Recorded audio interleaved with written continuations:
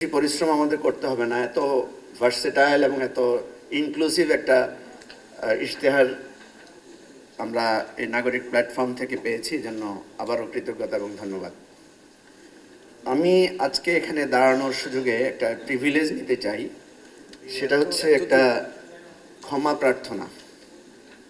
আপনারা জানেন যে আমরা একটা নতুন রাজনীতির নতুন বন্দোবস্তের কথা বলেছিলাম, কিন্তু শেষ তো পুরানো বন্দোবস্তের মধ্যে আমাদেরকে ঢুকে যেতে হয়েছে এবং এই জন্য আমি নাগরিকদেরকে দায়ী করব না, প্রথমত নিজেদেরকে দায়ী করব যে আপনারা আমাদেরকে ক্ষমা করবেন। কারণ আমরা যে প্রত্যাশা চেয়েছিলাম, এই রাষ্ট্র ব্যবস্থাপনার স্রোত এবং নির্বাচন আমাদেরকে সেখানে দাঁড়াতে দেয়নি।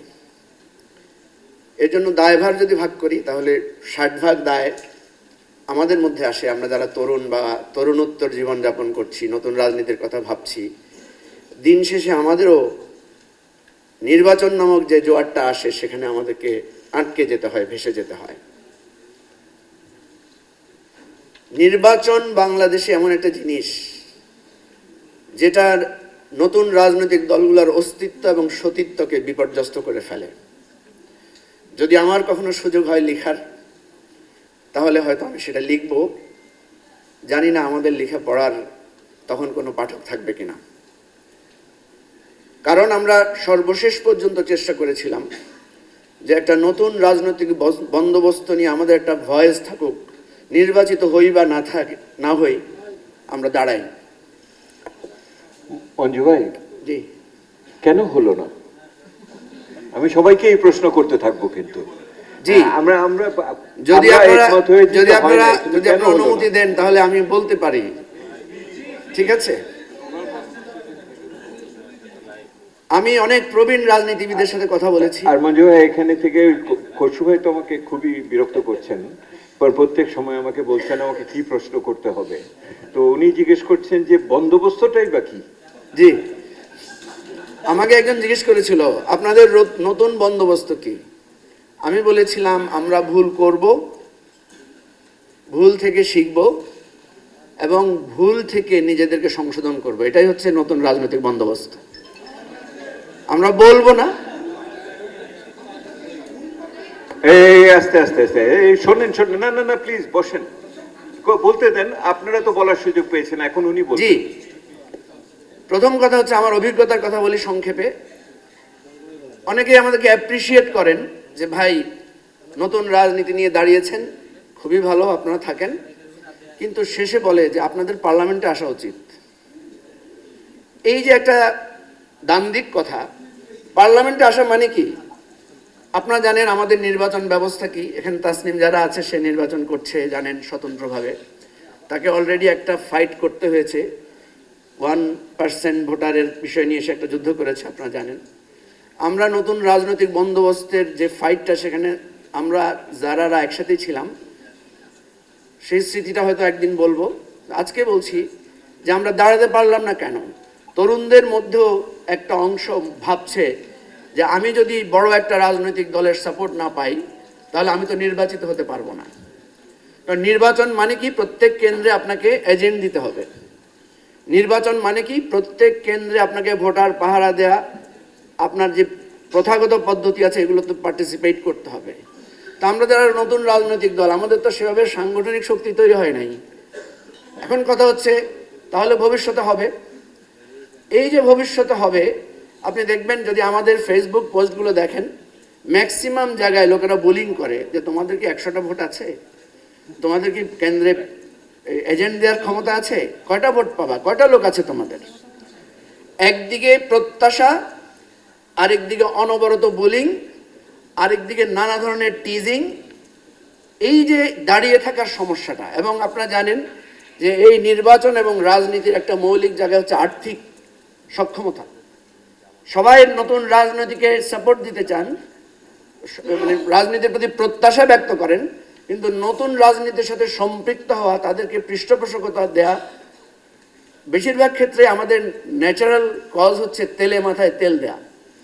তো এই নানা সংকটে দাঁড়িয়ে পৃথিবীতে যত নতুন রাজনীতি হয়েছে নিশ্চয়ই অনেক ত্যাগ এবং স্যাক্রিফাইসের মধ্যে দিয়ে হয়েছে। কথাগুলো একদম শতভাগ আমি একমত হলাম।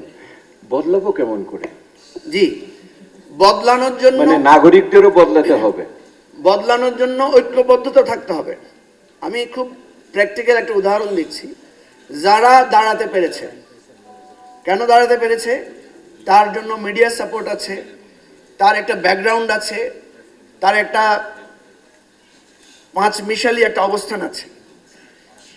কিন্তু আপনি দেখেন এখানে মনীষা আছে, মনীষা তো ফাইট করেছে অনেক দিন থেকে, কিন্তু মনীষার ক্ষেত্রে কি সেই সাপোর্টটা, সেই পরিস্থিতিটা, সেটা কি তৈরি হয়েছে? হয় নাই। সো আমি যেটা বলছি, আজকে আমরা নানা ধরনের সমস্যা তুলে আনতে, আমরা যখনই কোনো আলোচনায় বসে শুধু সমস্যা নিয়ে আলোচনা করি, কিন্তু সমাধানের পথটা কি? আমি এখানে যে ভোট দিয়েছি সেখানে আমি লিখেছি নতুন সরকারের কাছে একটাই প্রত্যাশা, সেটা হচ্ছে সুশাসন। 32 ইঞ্চি জেভিকো টিভি এখন মাত্র 15,000 টাকায়, সাথে পাচ্ছেন 3 বছরের প্যানেল ওয়ারেন্টি। আপনারা তো অনেক সমস্যার কথা বলেছেন, কারণ একটা রাজনৈতিক দল যদি সুশাসন দিতে না পারে, সুশাসন যদি নিশ্চিত করতে পারে, তাহলে অনেক সমস্যার সমাধান হয়ে যায়। এখন সুশাসন কিভাবে নিশ্চিত করবেন? আমি যখন প্রথম নির্বাচনী প্রেস কনফারেন্স করেছি আমার জেলা শহরে, তখন আমাকে সবাই বলছে আপনি কি করবেন বলেন, প্রতিশ্রুতি দেন। আমি বলছি যে আমি কি করব না সেই প্রতিশ্রুতি দিতে পারি। তো প্রথমে আমি বলেছি যে আমি ডিসি, এসপি, জাজ, ওসি, ইএনও এদের কাজ আমি করব না।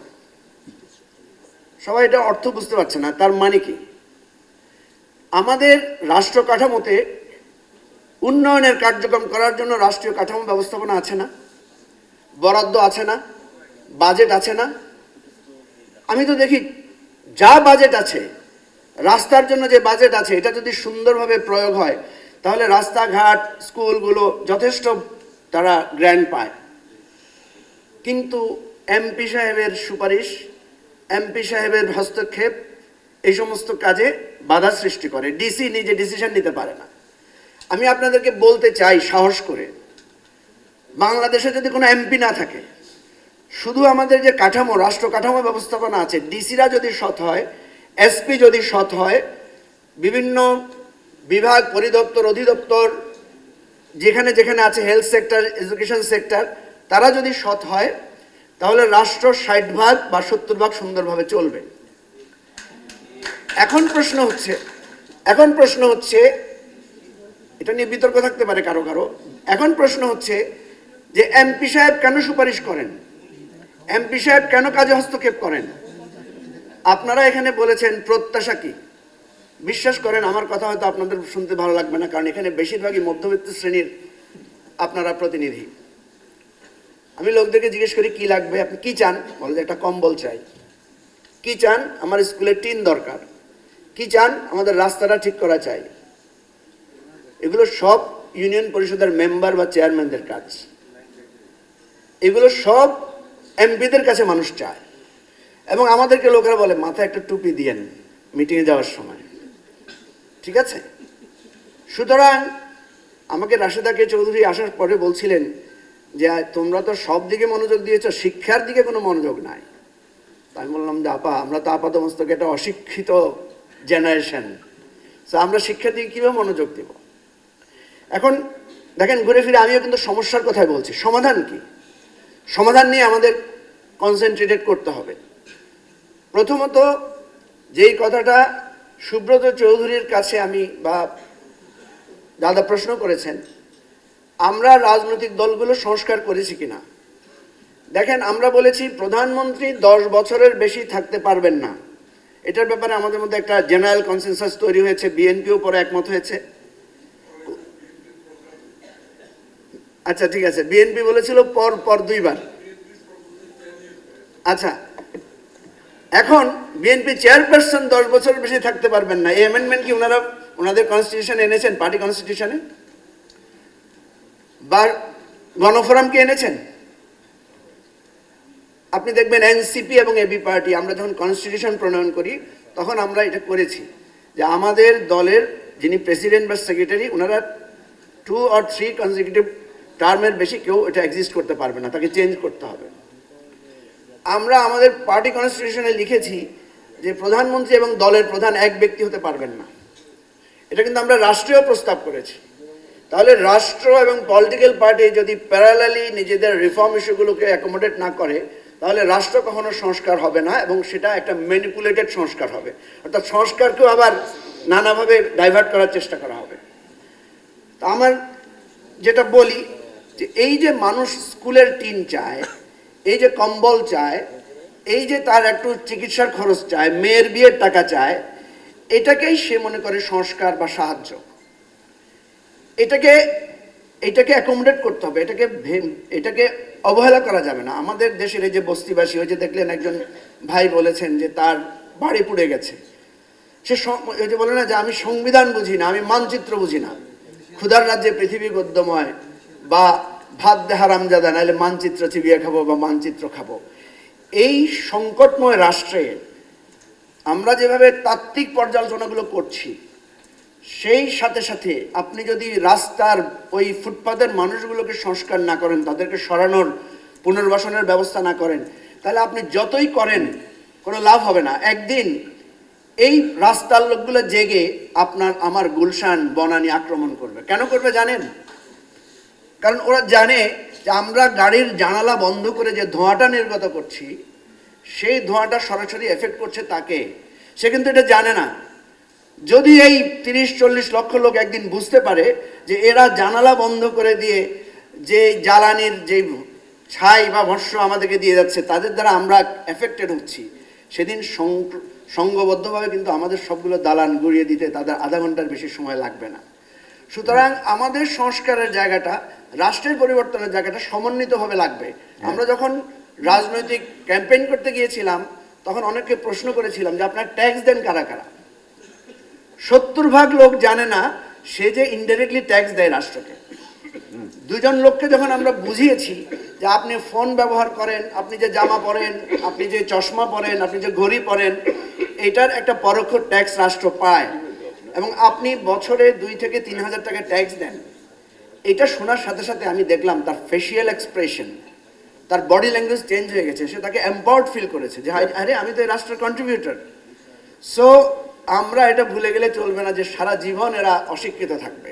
তো রাজনৈতিক সংস্কারের একটা প্রধান কাজ হওয়া উচিত, আমরা পিপলকে শিক্ষিত করব, জনগণকে সচেতন করব। এটা আমাদের জন্য গুরুত্বপূর্ণ। আমি শেষ করছি একটা কথা দিয়ে, যে আমি যে ক্ষমাটা চাইলাম, ক্ষমাটা কি আপনারা গ্রহণ করেছেন? আপনি কয়টা অপরাধের জন্য ক্ষমা চেয়েছেন? আপনারা গ্রহণ করেন নাই। এটাও একটা অপসংস্কার যে ক্ষমা চাইলে ক্ষমা করতে হয়, এটাই নিয়ম। আমরা মঞ্জু ভাই, এটা নির্ভর করে আপনার অপরাধের মাত্রার উপর।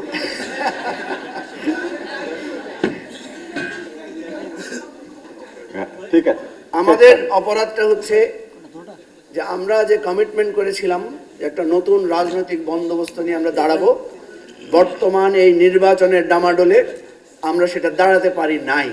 সেই ব্যর্থতার দায় আমাদের খানিকটা এই রাষ্ট্র ব্যবস্থাপনা, নির্বাচন ব্যবস্থাপনার।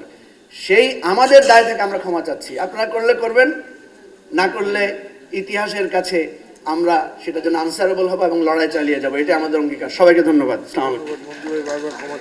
আমার প্লিজ কথা বললেন না।